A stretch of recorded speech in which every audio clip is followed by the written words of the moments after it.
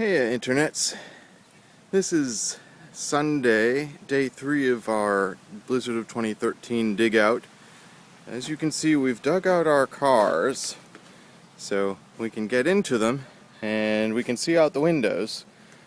But then this is all the snow between us and the road. The road's way over there, and yeah. So here's what our plan is.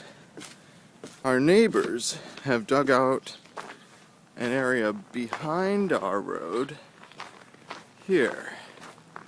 So if we can get our cars out through this gap, which we dug last night, we'll be able to escape down this sort of little back road. In order to do that, though, we're going to need to dig out a cut here so we can back our cars up. Which is what my wife is working on now. We'll be able to get the green car out in a few minutes, but the gold car, we're going to have to dig all this out so that we can back it up there and pull forward to go out that way. So yeah, we've got a project ahead of us. A lot of snow.